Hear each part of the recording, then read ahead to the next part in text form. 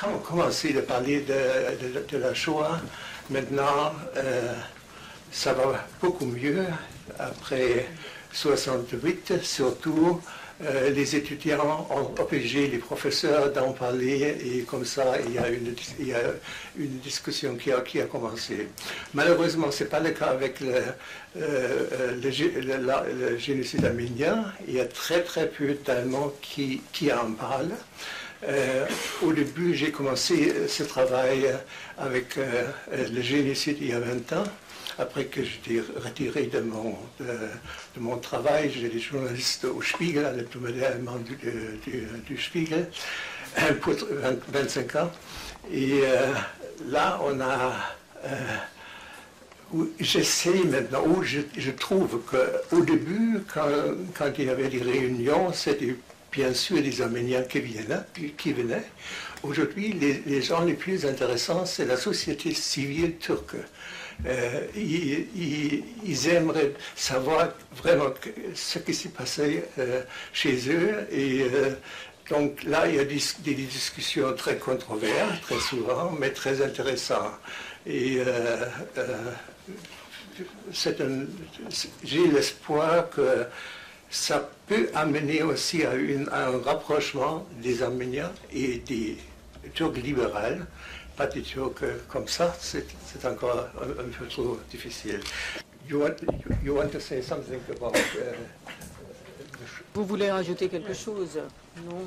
I'd like to make a comment. We were Oui, je talking voudrais earlier. dire quelque First, I'd like to chose. thank the Shoah Tout Center d'abord, for évidemment, je voudrais hosting this remercier le today. mémorial de Shoah de nous It's avoir very sad accueillis that ici. Donc, in order to c'est come très here, triste you have to, que pour venir put ici, on guards. il faut passer par la sécurité à l'entrée. Il faut vraiment penser à ce qui se passe dans le monde et tirer des leçons du passé et montrer la sensibilité qu'il faut vers tous les groupes sociaux et dans ce cas à la communauté juive en France et ailleurs également. J'espère qu'il y aura du bien qui sort de tous ces événements, non pas du sens historique uniquement, mais dans nos vies de tous les jours et l'impact que cela peut avoir sur des questions sociales plus élargies. Je suis désolée de voir cet état de choses actuel, mais j'espère que nous allons contribuer à remédier à ce problème.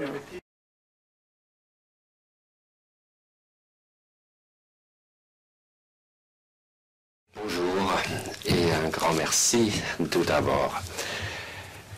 Je vais parler donc de témoins non arméniens et j'aime souligner que mon premier point, c'était de dire que les premiers témoins, c'est bien sûr les Arméniens.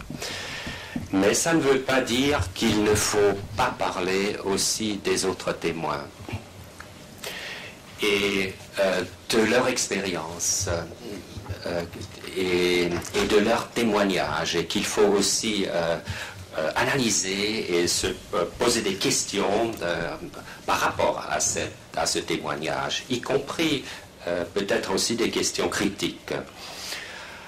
Alors, je vais donc faire un très bref parcours à travers le chapitre qui est déjà publié. Alors, vous pouvez toujours relire parce que je vais être très très bref. Je vais parler de deux groupes majeurs de témoins non arméniens. L'un, c'est des membres d'organisations missionnaires. L'autre grand groupe, c'est le groupe des diplomates allemands, américains et encore autres, danois par exemple.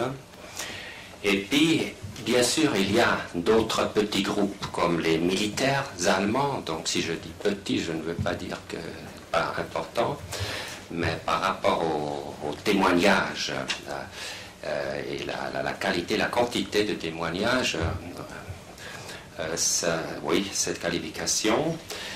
Et encore d'autres, disons par exemple le groupe Nili en Palestine avec Aaron Aronson, lequel a été le sujet, vous le savez certainement, ou beaucoup parmi vous, de l'allocution du président d'Israël lors du jour de la mémoire à la Shoah, donc fin janvier, quand il a la première partie de son discours, c'était bien sur le génocide des Arméniens, même si pas avec ce mot, et ce témoin, Aronson, donc, qui n'a pas été oublié dans la communauté de Jérusalem et qui, donc, oui, voilà, qui a été un témoin excellent pour les Juifs par rapport au vécu des Arméniens.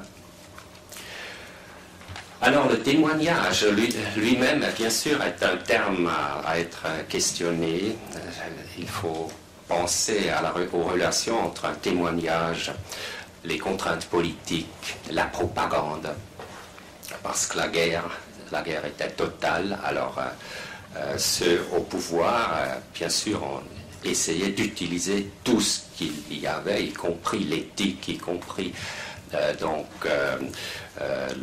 ce qui pouvait être représenté comme mauvais pour avoir encore une arme sur ce niveau. Le devoir d'humanité, il faut bien introduire ce terme d'humanité, et encore les exigences de l'approche scientifique, parce que, bon, je parle en tant qu'historien. Bon, parlons donc brièvement des différents témoins. Alors là, non arméniens, et je devrais ajouter non ottomans. Alors je laisse de côté ce côté, comme j'ai été demandé de parler de témoins européens et américains, bien sûr, il y aurait ce très grand groupe, un très important groupe des Ottomans, dont bien sûr a déjà été question durant dans différents papers. Alors les archives allemandes, et là Wolfgang Gust pourrait en raconter long, sont très importantes parce que c'est bien sûr les archives de l'Allié, de l'Empire ottoman, c'est les archives d'un allié qui, nous l'avons bien entendu, d'abord ne voulait pas de cette alliance, mais après c'est le Kaiser lui-même qui a dit on a besoin de chaque fusil. Et puis la diplomatie elle a dû suivre, et puis après coup, bien sûr, ils ont poussé de la Turquie ottomane à joindre le plus vite possible cette guerre. Mais à mon avis d'ailleurs, parce qu'on en a parlé, Talat Enver et Saïd Halim, qui était le grand vizir, donc pas lui, mais Talat Enver savait bien que c'était la guerre déjà. Fin juillet, que c'était la guerre pour la Turquie quand ils ont signé un contrat qui disait exactement, qui promettait l'entrée de la Turquie en guerre. Bon, ça entre parenthèses. Alors ces archives sont extrêmement importantes parce que à contre-cœur, là, beaucoup d'Allemands doivent dire ce qui, en fait, nuit l'effort de guerre allemande et des alliés, donc des puissances centrales. Alors c'est un peu des archives à contre-cœur. Alors personne ne peut dire que c'est des archives de propagande. Ça c'est totalement impossible. Alors ça donne une qualité particulière si je parle d'une guerre totale qui veut vraiment mettre tout au service de l'effort de guerre. Alors là, ces témoignages-là vont à l'encontre de cet effort de guerre, et l'Allemagne était la première à vouloir faire une guerre totale et à en venir à la victoire finale au Endsieg. Alors voilà, on a donc ce témoignage qui se dit dans ces archives et qui est de poids. Bon, c'est pas un témoignage, c'est un témoignage d'une autre qualité que celui donc de l'autre grand groupe, comme je l'ai représenté, c'est-à-dire les missionnaires.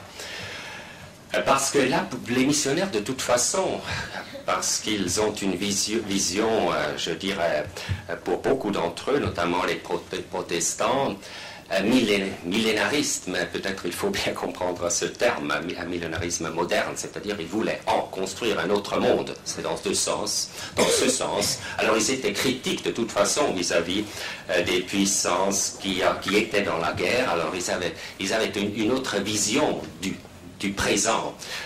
Pour eux, c'était pas tellement étonnant que des États tels qu'ils les connaissaient pourraient y arriver à faire la guerre et même à aller au massacre le plus grand. Mais là, bien sûr, il y a un point très important à souligner, c'est le langage du témoignage. Alors, comment parler de ce qu'on voit, de ce qu'on observe? On n'a pas le vocabulaire, en quelque sorte. C'est inouï. Alors, à beaucoup d'endroits, on lit « c'est des choses inouïes que nous vivons ». Alors, on cherche bien sûr, dans toute l'histoire, les exemples. Alors, Aronson, que je viens de nommer, il a trouvé un seul exemple dans l'histoire. Alors, comme pour lui aussi, c'est unique, c'est quelque chose d'exceptionnel. Il y a un seul exemple à ses yeux, c'est le grand massacre sous Titus, donc dans l'histoire romaine, donc le massacre des Juifs sous Titus, oui. Alors, pas d'autre exemple. Bon, c'est pour dire, en fait, il n'y a pas d'exemple, mais bien sûr, il faut relier avec l'histoire, parce que sinon on ne peut pas en créer un discours. Et ça c'est donc un point très important du témoignage, d'en venir à un nouveau langage. Bon, je peux peut-être y rajouter que dans ce rapport, Johannes Lepsius, que je présente comme le témoin par excellence dans mon chapitre, je dirai pourquoi, je le vois comme ça, je le dirai après, il utilisera le terme de Völkermord déjà. Alors Völkermord, ceux qui savent l'allemand, c'est l'équivalent de génocide. Bien sûr, génocide, ça n'existe pas comme mot à l'époque, mais Völkermord existe bien. Bon, c'est très général. Alors, bon, ce qui rend particulier donc le témoignage des missionnaires, c'est qu'ils vraiment tentent, pas toujours déjà à l'époque même, mais bien sûr parfois aussi dans une rétrospective, disons, d'une décennie ou de 2 décennies, de mettre tout ce vécu dans un très grand contexte historique, disons, le contexte de l'histoire avec H, et aussi dans un contexte d'une histoire du salut théologique pour comprendre. Bon, les Arméniens en pourraient beaucoup dire davantage sur la littérature, bien sûr, après 1915. Et puis, donc, pour d'autres aussi, je me rappelle d'avoir lu ça dans les lettres d'un missionnaire allemand de Harput, Amoretul Aziz, donc que pour un certain moment, c'était vraiment que la vision du monde, y compris la croyance, s'est totalement ébranlée. Et donc, encore, si je ressouligne, c'est les Arméniens les premiers témoins, et on ne peut pas comparer l'expérience de ces témoins non arméniens à celle des Arméniens, mais là encore, il y a eu des tragédies, il y a eu des personnes qui psychiquement se sont écroulées et qui ont eu la peine à retrouver le souffle de la vie à cause de ce qu'ils ont vécu, pas comme cible, mais en tant que témoins. Ils ont resté profondément concernés par tout cela. Et là, dans ce contexte, je pourrais raconter très brièvement, c'est pas dans mon chapitre, et là je rejoins avec ce que Kajik Mouradian a présenté splendidement ce matin. Donc Béatrice Rohner, une missionnaire, missionnaire, déjà là le terme il faudrait un peu l'interroger, c'était des missionnaires humanitaires en grande partie aussi parce que la conversion ne figurait plus comme cible de ces, pas de toutes, mais de plusieurs de ces missions. Et alors, Béatrice Rohner était je pense, et je viens de discuter avec Hachik, la seule personne européenne et donc même occidentale à être en contact avec les victimes de la deuxième phase du génocide. Alors Béatrice Rohner, sous couvert d'un orphelinat que Djemal Pacha lui permettait d'administrer à Aleppo avec un millier d'enfants. Alors elle a donc eu, grâce à des Arméniens sur place, grâce à ces réseaux dont Hachik a parlé, et j'ai beaucoup appris d'ailleurs, j'ai appris que ce réseau était encore plus grand, ou ces réseaux des Arméniens, que je ne le pensais. Alors grâce à ces réseaux, et dont elle commençait, donc c'était plutôt le réseau protestant qu'elle allait donc diriger après la mort du pasteur protestant arménien qui dirigeait ce réseau. Alors elle a pu faire un témoignage sur l'intérieur des camps de concentration, donc en Syrie. Et je dirais, c'est aussi un point dont on n'a pas beaucoup parlé, alors on attend avec impatience cette thèse de Hachik. Alors la vie, non seulement sociale dans les camps de concentration, mais encore spirituelle. Alors on dirait, mais quoi spirituel là, il y a des besoins physiques élémentaires. Il faut dire, à en croire le témoignage de Béatrice Rohner, qu'il y a eu une vie spirituelle parfois éblouissante, pour Rohner en tout cas. Elle a essayé de rendre un témoignage maintenant d'un autre côté vis-à-vis de ces gens dans les camps avec qui elle correspondait grâce à ces réseaux donc de messagers, non seulement arméniens d'ailleurs, il y en avait d'autres, arabes, musulmans aussi, peut-être kurdes, je ne le sais pas. Alors il y a eu une correspondance, elle a essayé de reconforter ou peut-être c'est trop dire, juste de donner leur appui et de leur dire nous admirons votre courage. Parce que, bon, il faut peut-être rajouter qu'elle connaissait beaucoup de gens dans ces camps. Elle en connaissait beaucoup parce qu'elle avait travaillé pour plus de 15 ans à Marash, donc elle avait des milliers, disons, d'anciens élèves ou encore d'orphelins qui étaient dans l'orphelinat qu'elle dirigeait. Bon, alors là encore, il y a donc eu une sorte de témoignage contemporain et malheureusement, on a très peu de documents encore là-dessus, sauf quelques bribes dans les archives allemandes, parce qu'elle a profité du soutien du consul allemand et américain sur place à Alep. Voilà, alors il s'agissait de restaurer par le témoignage et par des actes de soutien l'humanité de ceux qui étaient privés d'humanité, parce que non seulement les agents directs de l'extermination, mais encore la parole négative de contemporains privaient les victimes de leur dignité humaine. Alors maintenant un mot encore un peu critique ou disons d'historien.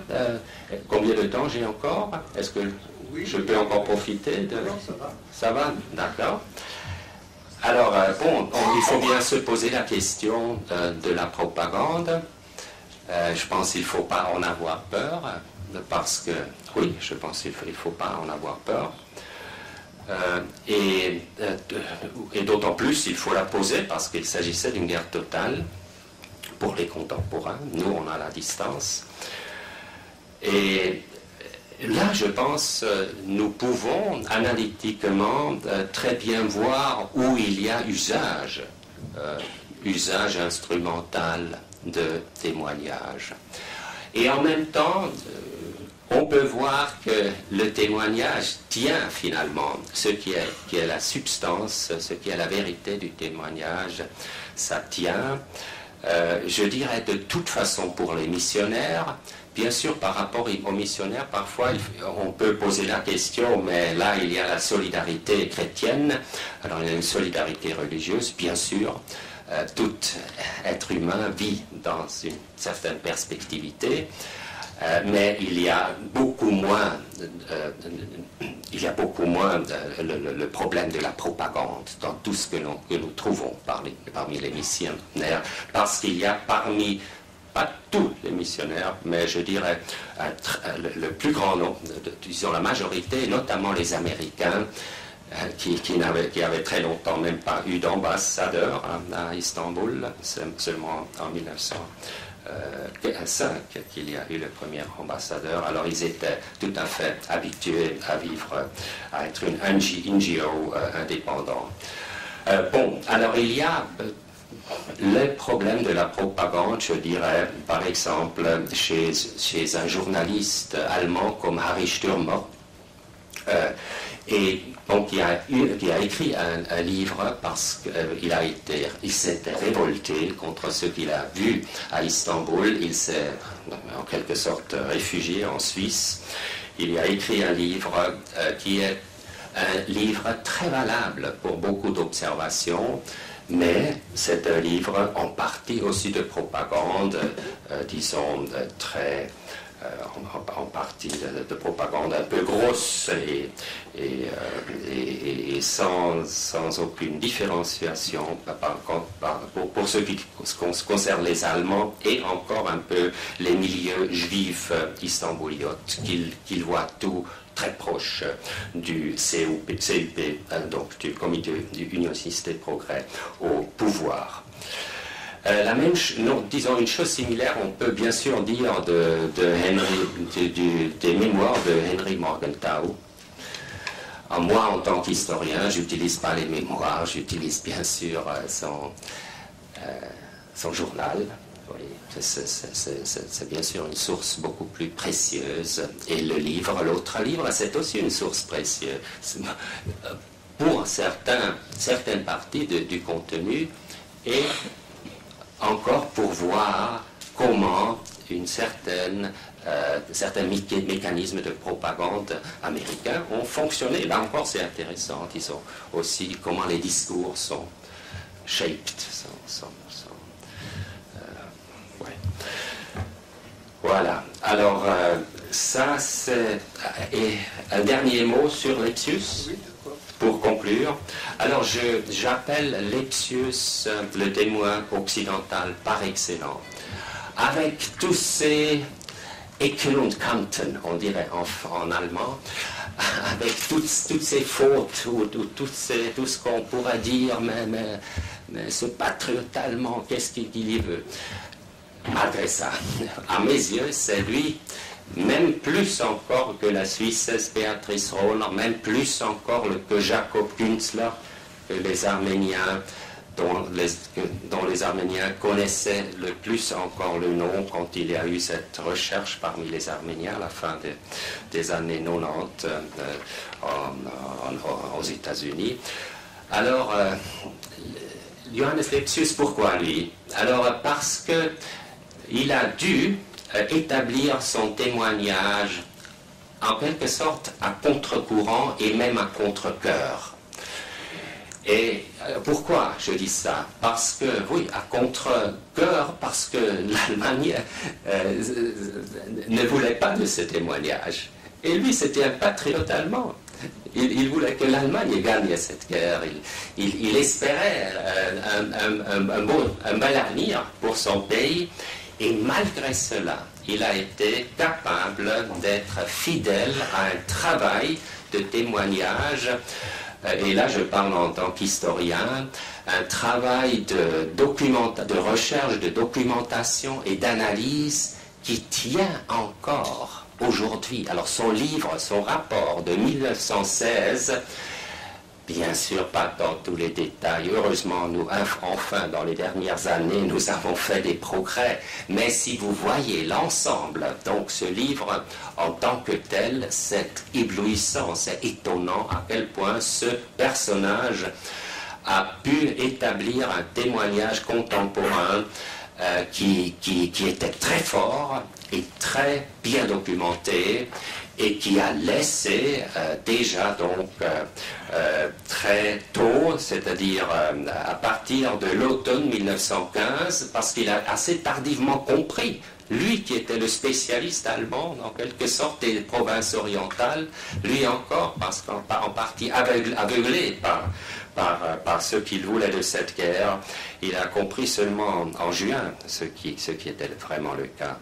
Alors il a réussi à établir ce témoignage et bon, alors comme lui, il a eu ses perspectives, comme lui, il était inséré dans un contexte et là Wolfgang Gust est le premier à pouvoir être critique et il a écrit aussi une pièce tout à fait justifiée par rapport à des problèmes dans ce volume de sources en 1919 où Lepsius avait publié des sources des archives allemandes. C'est la première publication de sources allemandes où malheureusement, et là en tout cas pour l'historien, c'est ça le grand péché, certaines sources ont été censurées sans que la censure était visible dans ce volume. C'était pas lui dans tous les cas en tout cas. Mais bon, il aurait dû être plus clair là-dessus, il aurait dû voir parce qu'il n'a pas pu travailler avec les originaux, et il a voilà. Et c'était en partie là aussi, il faut bien le dire, ça faisait partie des dynamiques du temps. Alors c'était une œuvre qui devait servir en partie à la décharge des Allemands lors des pourparlers de paix à Versailles. Alors, mais tout ceci dit, je ressouligne que Lepsius, c'est le témoin par excellence, bien sûr inséré dans son temps, avec certains faux, certains défauts, mais ce qui reste, c'est un témoignage très très fort.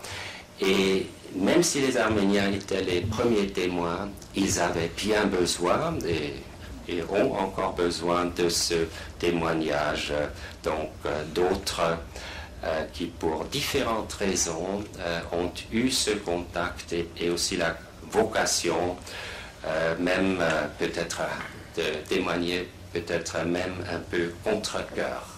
Je vous remercie.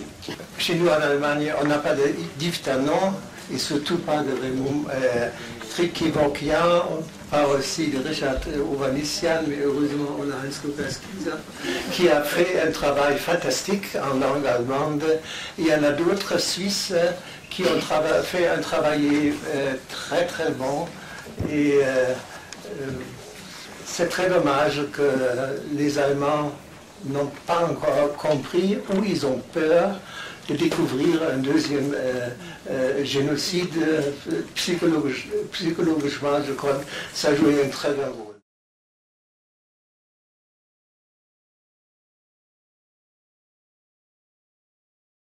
Il y a eu 3 zones où des rescapés arméniens se sont retrouvés dans les derniers mois de la guerre ou immédiatement après. La première zone, bien entendu, c'est le Proche-Orient, Syrie, Palestine, etc., où on a recruté environ 100 000 rescapés, qui constituaient autant de témoins potentiels susceptibles de laisser donc un héritage. Le deuxième endroit, c'est bien entendu le Caucase, en particulier l'Arménie caucasienne, où il y a eu plusieurs vagues d'Arméniens fuyant soit les premières opérations militaires sur le front du Caucase, soit de la région de Van, donc ont suivi les troupes russes quand elles ont évacué la région au mois d'août 1915, qui ont constitué un deuxième groupe de rescapés avec un potentiel de témoins. Et le dernier, c'est bien entendu autour d'Istanbul, de Constantinople. Et dans chacun de ces trois cas, tout cela a donné naissance à des corpus donc de témoignages qui ont été pris par écrit à chaud immédiatement dès la fin de la guerre et jusqu'à 1920 grosso modo. Les trois avaient en commun un objectif très évident pour ceux qui ont organisé cela. Préparer les procès des criminels, c'est une évidence. Donc, ils sont souvent très brefs et très factuels, construits presque toujours sur une même structure.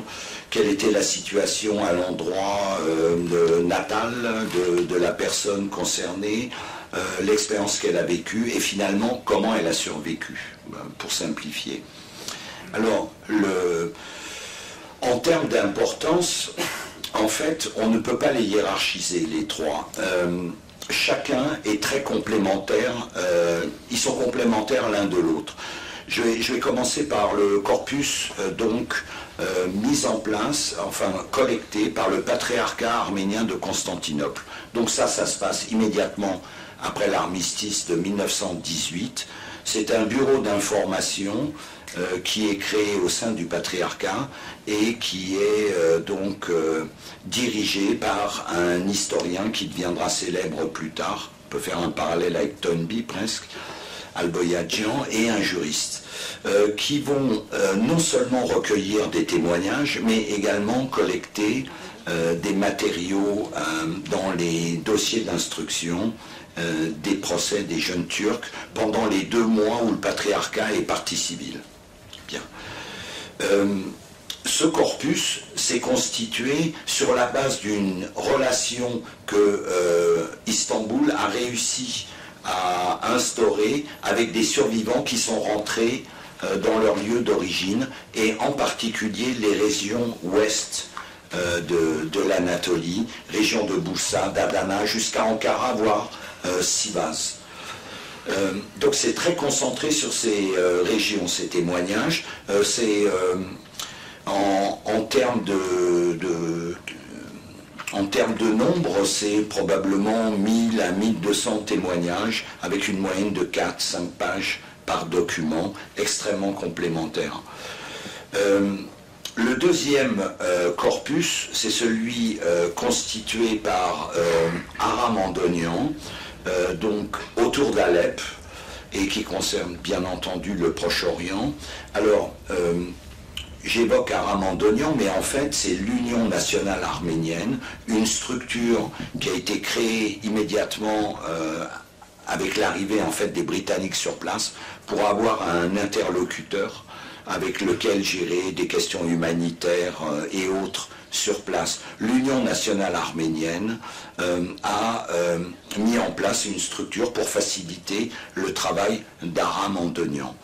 Et Aram Andonian, qui a été déporté le 24 avril, qui a survécu dans le camp de Meskéné pendant plusieurs mois, qui a été pris en charge par les frères Mazloumian, qui étaient des proches de Djemal Pacha, donc le patron de la 4e armée. Andonian, à partir de l'armistice, et même avant, dès que les Britanniques arrivent, met la main, si on peut dire, sur ces rescapés qui affluent vers Alep, puisqu'Alep aspire véritablement tous les rescapés. Et il va constituer un corpus de 62 dossiers qui sont maintenant à Paris à la bibliothèque Noubar et qui sont d'une richesse considérable. Rachik Mouradian, donc, qui parlait tout à l'heure, a largement usé de 12 dossiers qui sont absolument essentiels pour documenter la vie des camps de concentration. Ces camps de concentration, on a quelques indications administratives, des documents officiels, mais pour comprendre ce qui se passe dans les camps, même avoir les noms des directeurs ou des cadres de ces camps, il faut faire appel nécessairement à ces documents. Le troisième corpus, le corpus caucasien, qui à présent est conservé aux archives nationales d'Arménie, a une histoire un peu plus compliquée. Son histoire démarre un peu plus tôt, elle démarre dès 1916, et c'est le comité de Bakou de la Fédération révolutionnaire arménienne qui a pris l'initiative de recruter une douzaine de personnes qui ont été chargées de couvrir l'ensemble des localités ou des régions où se trouvaient des réfugiés, donc des zones sud ottomanes, et pour les interviewer et préparer des documents. D'après les volumes donc publiés dont Claire Mouradian va vous parler immédiatement après, il y a plusieurs centaines de documents donc, qui ont été collectés à ce moment-là. Mais ça, c'est la première démarche. À partir de 1918, il y a eu un travail complémentaire de mener au Caucase par deux personnages emblématiques, Sabel Essayan, donc, qui est passé d'abord par la Bulgarie et puis qui arrive après dans l'Arménie, donc une stambouliote, bien sûr. Et puis un deuxième personnage, lui originaire de Tiflis, Ovannes Toumanian, qui va se démener en particulier dans les orphelinats de Aïchmiadzin et qui va l'aider à collecter un deuxième corpus qui est complémentaire de l'autre. Alors, je vais finir sur quelques points.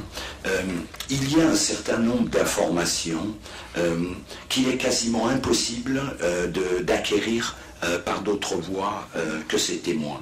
Je vais vous donner quelques exemples. Une réunion a eu lieu en juillet 1915 à Erzurum où les 6 valis des 6 provinces orientales sont convoqués par Bahaddin Shakir.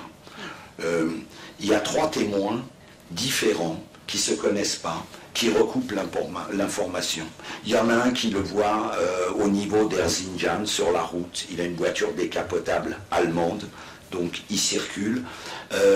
Si, on a des recoupements par un cadre de l'organisation spéciale qui écrit à Bahaddin Shakir, qui écrit au vali de Kharpout, Sabit Bey, parce que tout simplement il est à la Réunion et il y a des problèmes sur place. Mais vous voyez, c'est vraiment indirect. Mais pour avoir un témoignage sur cette réunion de coordination, effectivement, il faut faire appel à 3 de ces témoins.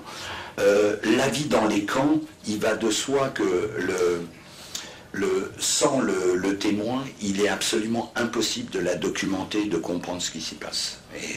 Et là, c'est même insupportable à lire parfois. D'autres détails. La plupart des noms des officiers qui encadrent les convois nous proviennent de ces témoignages. Le nom des cadres des camps de concentration, la même chose. La localisation la plus précise des 36 abattoirs connus se fait aussi à travers des témoins qui y sont passés. Au final, je vais conclure là-dessus, presque par miracle, il s'est toujours trouvé un rescapé dans un convoi, dans un camp, qui a pu laisser un témoignage assez consistant. Donc, les matériaux d'archives diplomatiques, mictionnaires, etc., viennent parfaitement s'emboîter.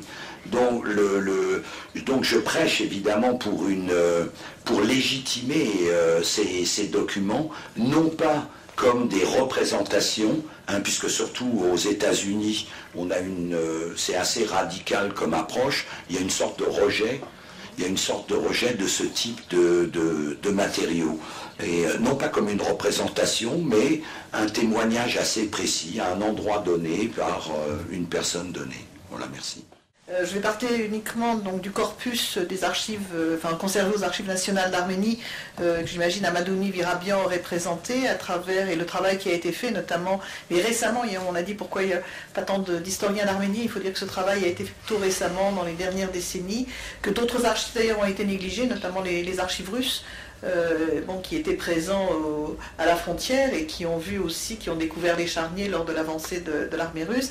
Et donc de l'un de ces 3 volumes, donc en arménien, donc qui organise de ces recueils que vient d'évoquer, de collecte d'informations que vient d'évoquer Raymond. Donc ces 3 recueils, enfin je vous en portais qu'un, qui sont organisés de façon régionale et dont il existe un digest, enfin une sélection publiée en anglais, en espagnol, en russe, en turc. Ragip a publié le volume, enfin ses éditions ont publié le volume turc et sans doute en français bientôt. Alors juste pour rajouter que cette enquête a été menée de façon un peu ethnographique avec un questionnaire très précis, avec des questions sur aussi la situation antérieure, le lieu de résidence, le nombre de populations locales arméniennes et non arméniennes, le métier, les propriétés privées, les propriétés collectives, les institutions culturelles, les monuments, les objets précieux, les manuscrits, etc. Des questions sur, bien sûr, les privations et les difficultés endurées à la veille de la guerre, au moment de la conscription, au moment des réquisitions forcées. Bien sûr, ensuite, toute une série de questions sur les déportations, les circonstances, enfin, tout ce que vient de raconter Raymond, mais les méthodes, les lieux de massacre, le nombre de victimes, l'attitude des Européens, l'attitude des soldats allemands, les lieux de survie. Des questions sur l'autodéfense qui a organisé, le nombre de personnes impliquées, le déroulement, les pertes, les relations entre gouvernement et résistants, la position des acteurs locaux et européens, des actes dispersés de résistance, et puis l'exode et la survie. Et alors ce qui est important, c'est que ça a été bien sûr fait en 16, donc très tôt. Pendant l'enquête, d'autres documents ont été aussi collectés, des photographies, enfin tout ce qui pouvait l'être, des lettres, des télégrammes, des témoignages d'observateurs, des coupures de presse, etc. Et donc la compilation devait effectivement servir comment dire, sans doute au procès, la sanction des criminels qui avait été annoncée par les puissances. Il y a eu le soutien, donc des registres ont été faits de façon très précise, organisés régionalement. Et l'enquête, effectivement, a été menée à la fois dans les zones d'occupation de l'armée russe, enfin, auprès de ceux qui ont pu sortir parfois des lieux de cachette, et puis des réfugiés donc, à Tiflis.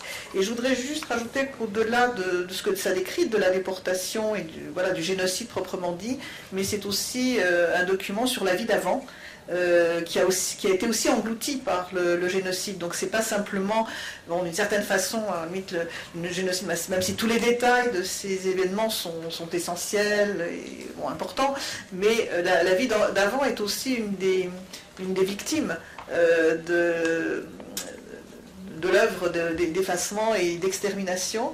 Et donc, bien sûr, auparavant, ça se prolonge, je pense, un peu dans ce qui avait été fait auparavant par notamment les revues ethnographiques. J'avais un peu travaillé sur la revue ethnographique publiée à Tiflis entre 1895 et 1916, et avec une volonté de parler d'une vie rurale ou autre qui était en train de disparaître avec la modernité.